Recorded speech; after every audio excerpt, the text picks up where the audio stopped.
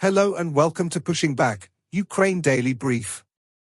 As the war enters its 1066th day, these are the main developments from the past 24 hours. The update from the General Staff of the Armed Forces of Ukraine. Russia has lost approximately 826,820 troops in Ukraine since the beginning of the war. The number includes 1,500 casualties over the past day. According to the released Ukrainian figures, Russia lost 2 tanks, 11 armored combat vehicles, 39 artillery systems, 1 multiple launch rocket system, 51 drones, 87 vehicles and 1 piece of special equipment. In the last 24 hours the Russians launched 119 combat clashes and carried out 55 airstrikes including 86 guided bombs on the territory of Ukraine. They also used 863 kamikaze drones and carried out around 4,400 attacks on the positions of Ukrainian troops and settlements using various types of weapons. In its latest intelligence update, the UK's Ministry of Defence reports.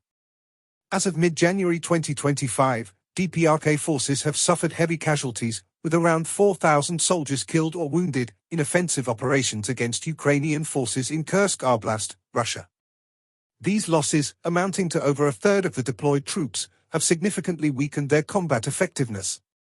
Despite these casualties, DPRK troops have achieved only limited tactical gains, likely due to interoperability challenges with Russian forces, including language barriers and difficulties integrating into their command structure. In its latest intelligence update, the Institute for the Study of War. Russia is reportedly planning to deploy additional North Korean forces, missiles, artillery systems, and multiple launch rocket systems to Kursk Oblast to support Russian long-range fire operations. The Kremlin appears to be growing increasingly concerned about perceptions of Russia's economic instability. Russian forces recently executed at least 6 unarmed Ukrainian prisoners of war in Donetsk Oblast. Russian forces recently advanced in Kursk Oblast and near Toretsk and Pokrovsk. The Kremlin is reportedly taking measures to protect industrial facilities in Russian border regions from Ukrainian strikes. In President Zelensky's nightly address, he spoke about 3 key areas. Firstly, deadly Russian drone strikes highlight ongoing threat. A Russian drone attack involving over 50 Shah drones killed multiple civilians in Brovary and Hlevivka. Many drones were intercepted, but the strikes revealed Russia's increasing domestic production of these weapons, supported by foreign components. President Zelensky emphasized the need for stricter international measures to cut off supplies that enable Russia's terror capabilities, warning that such threats could extend beyond Ukraine's borders. Secondly, recognition for Ukraine's defense and intelligence forces.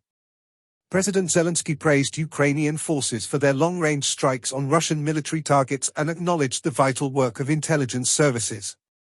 On the Day of Foreign Intelligence, he honored intelligence officers for their role in advancing Ukraine's defensive capabilities.